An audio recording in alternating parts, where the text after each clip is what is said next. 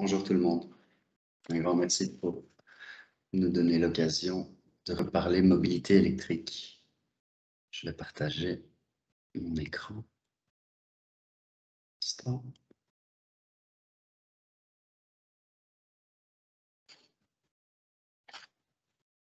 Voilà. Je vais d'abord me présenter, Ludovic Deborlé. Cela fait à peu près 1 an et demi que j'ai rejoint Luminus dans l'aventure de l'électromobilité. Mais cela fait environ 10 ans que je suis dans la mobilité électrique. J'ai travaillé pour des constructeurs automobiles, BMW, Mercedes.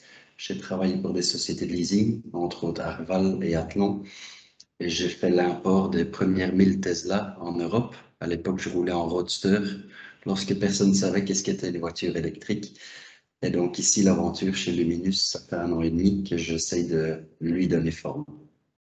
On a développé au cours de l'année et demie tout un écosystème de solutions, que ce soit du conseil et du choix au niveau de stations de recharge, sans spécifiquement aller vers une marque ou l'autre. On est à l'écoute du client pour voir quelle est la meilleure solution.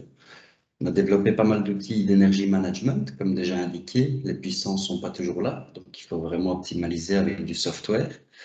On donne du conseil où on prévoit des installations, que ce soit dans le résidentiel ou les entreprises. On fournit toute une plateforme des applications mobiles, que ce soit pour l'employeur ou pour l'employé, afin de pouvoir vraiment avoir un usage facile des solutions mises à disponibilité. On fournit en effet les solutions de remboursement aux employés, un badge de recharge public, un helpdesk. On prévoit des solutions pour les bornes existantes des clients ou les nouvelles bornes afin de fournir le service de recharge public, ainsi pouvoir justement donner l'accès aux personnes externes, que ce soit des clients, des fournisseurs, des consultants, des membres du management avec des management companies, ainsi pouvoir vraiment créer une vision claire sur les finances au niveau de la charge. On combine avec des contrats d'énergie qui sont adéquats en fonction de l'entreprise. L'impact d'une installation d'une dizaine ou une centaine de bornes électriques peut être très considérable sur les consommations du client.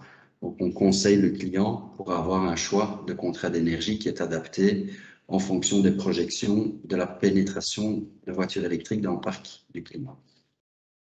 On peut combiner avec des projets de panneaux solaires. On fait des installations de panneaux solaires, d'éoliennes même s'il le faut, pour pouvoir justement faire en sorte que l'électricité qui est prévue pour les véhicules électriques vienne d'une origine durable. On peut prévoir des packs d'installation, même résidentiels, pour les employés. Et alors, au final, on propose des solutions de financement avec des leasings et autres pour éviter que nos clients doivent faire des dépenses de CAPEX si les budgets ne sont pas disponibles.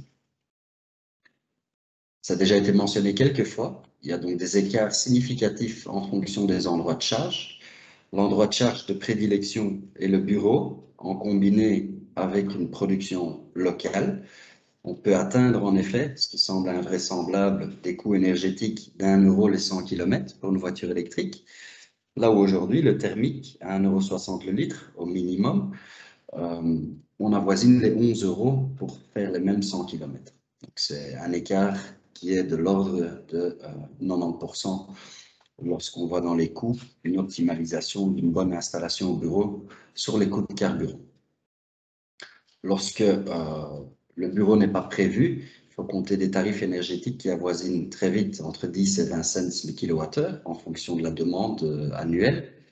Et là, on se voit vers des coûts énergétiques qui avoisinent les 2 à 4 € les 100 km. Aujourd'hui, je voudrais focaliser sur les solutions résidentielles. En vue de la crise sanitaire, je pense que 90% des personnes qui nous écoutent aujourd'hui sont à domicile. Et donc, on voit vraiment une réelle hausse de la demande de solutions résidentielles. Pour les solutions résidentielles, il faut compter entre 4 et 6 € les 100 km. Les tarifs sont déposés par la CREG qui donne des statistiques de moyenne nationale, mais qui vont toujours avoisiner aujourd'hui les 30 cents en vue des coûts énergétiques qui sont assez élevés ces derniers mois. La solution de charge sur la route peut être proposée, peut être une solution, surtout quand l'employé n'a pas une solution résidentielle ou n'a pas accès régulièrement au bureau. il faut bien sûr le décourager au maximum parce que là, on avoisine des coûts qui peuvent très vite même surpasser les coûts qu'on avait auparavant avec le diesel ou le pétrole. Chez Luminus, on a toute une plage de solutions, que ce soit une solution mobile jusqu'à des solutions de chargeurs haute puissance en DC. Je vais focaliser aujourd'hui sur les solutions résidentielles pour les entreprises. Les solutions en entreprise, l'avantage de Luminus, c'est d'avoir au sein du groupe 4 grandes entreprises techniques avec environ 1000 collaborateurs, installateurs, énergéticiens. On a de la production en Belgique aussi d'énergie.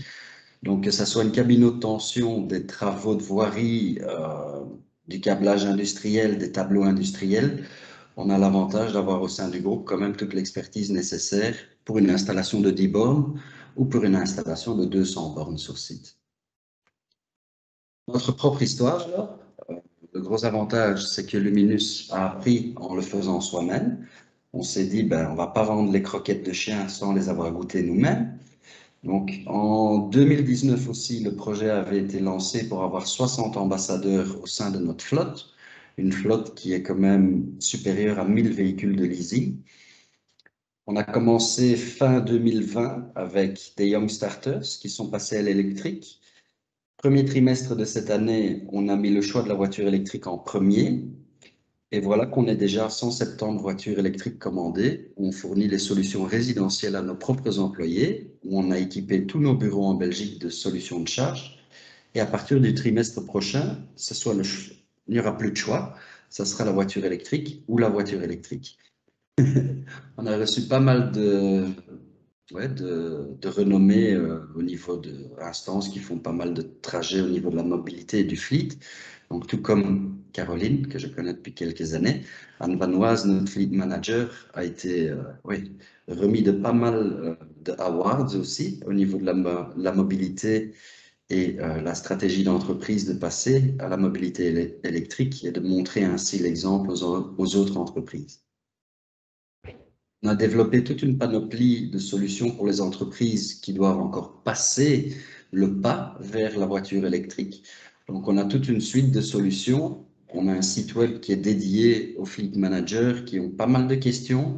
Il y a des témoignages de la part du client, de la part des employés, de la part de l'entreprise sur l'approche pour le passage à la voiture électrique, avec des leaflets, des films qui permettent aussi aux entreprises de facilement trouver leurs informations sur les best practices pour le passage à l'électrique.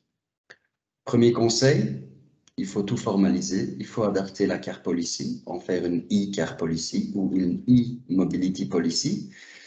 Ça demande un peu d'effort, donc là aussi on peut donner du conseil. Ça fait une dizaine d'années que j'écris des car policy, donc je peux parfaitement mettre en contact aussi avec des cabinets d'expertise dans l'écriture de ces documents. Comme vous le voyez, c'est la carte policy de Luminus. Il y a vraiment des annexes, des chapitres entiers qui sont écrits où on stipule bien les conditions pour les employés.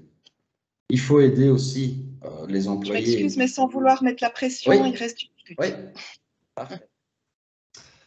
À côté de la carte policy, on développe des e-charging policy, où là vraiment on va décrire les règles au bureau, qui peut charger au bureau à quel prix, que ce soit les employés avec une voiture de société, les personnes externes, les consultants, les clients. Il faut décrire les règles de jeu.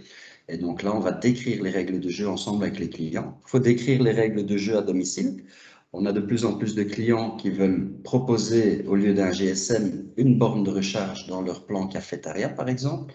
Là aussi, on conseille le client pour décrire qu'est-ce qui est possible, qu'est-ce qui n'est pas possible, quelles sont les règles du jeu. Et les règles du jeu aussi pour la recharge publique. Qu'est-ce qu'on peut faire, qu'est-ce qu'on ne peut pas faire si on veut éviter, par exemple, les chargeurs rapides qui coûtent quand même. En fonction des solutions besoins des employés, on a des solutions mobiles, des bornes fixes, des bornes doubles. On a de plus en plus de demandes de bornes doubles. Chaque ménage a 2 voire 3 voitures dans le ménage.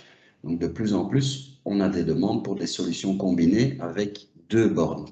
On peut proposer des installations de 2 bornes individuelles.